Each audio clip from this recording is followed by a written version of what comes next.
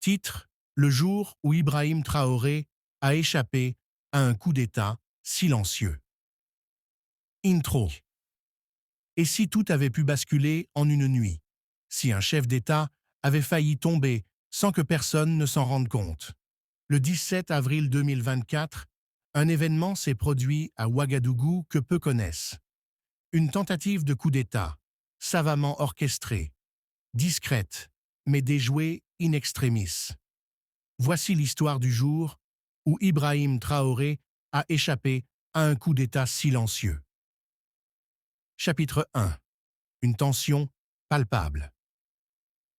Depuis plusieurs semaines, les rumeurs couraient. Dans les couloirs du pouvoir burkinabé, les sourires étaient de façade. Derrière les murs épais de Koulouba, les réunions de sécurité se multipliaient, et certains regards se faisaient fuyants. L'étau se resserrait. L'opposition était muselée, mais ce n'était pas d'elle que venait le danger. Non, il venait de l'intérieur. Dans l'armée, certains anciens officiers, frustrés par l'ascension fulgurante du capitaine Traoré, se sentaient mis à l'écart. Leur influence déclinait, et avec elle, leur loyauté. Chapitre 2. L'ombre du Nord. Le prétexte était tout trouvé. L'aggravation de la situation sécuritaire au nord du pays. Une base militaire avait été attaquée, des soldats étaient tombés, et les réseaux sociaux s'enflammaient. Pour certains hauts gradés, c'était l'occasion parfaite. Un conseil de sécurité spécial fut convoqué. Ce serait le point de bascule. Dans une villa cossue de Ouaga 2000, 5 hommes, tous liés par des décennies de service dans l'armée, mirent au point ce qu'ils appelèrent Opération Redémarrage. Objectif: neutraliser Traoré sans violence apparente, le déclarer inapte à gouverner, imposer une transition de transition. Le tout sous couvert de légalité, un coup d'État silencieux. Chapitre 3. La mise en place. Le plan était minutieux.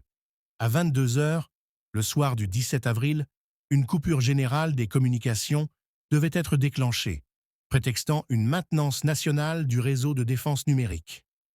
À 22h30, un convoi de la garde, rapproché, infiltré par 2 complices, devait escorter Traoré de sa résidence vers un soi-disant bunker sécurisé pour raison de menace imminente. Une fois à l'intérieur, il serait isolé, filmé, puis contraint de lire une déclaration de retrait temporaire pour raison de santé. Les images seraient ensuite diffusées aux premières heures de la matinée, avec un nouveau comité de sauvegarde national prenant les commandes. Un scénario parfaitement orchestré. Mais une chose n'avait pas été prévue: la fidélité absolue de l'un des jeunes capitaines proches de Traoré. Chapitre 4. La fuite d'informations. Capitaine Oumar Kaboré. Discret, loyal, presque invisible dans le dispositif présidentiel.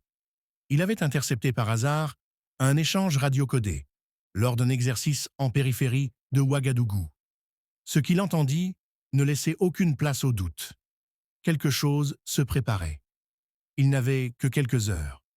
Il alla directement à la résidence présidentielle. Traoré, calme mais attentif, l'écouta sans interrompre. Puis, il posa une seule question. « Sont-ils nombreux ?»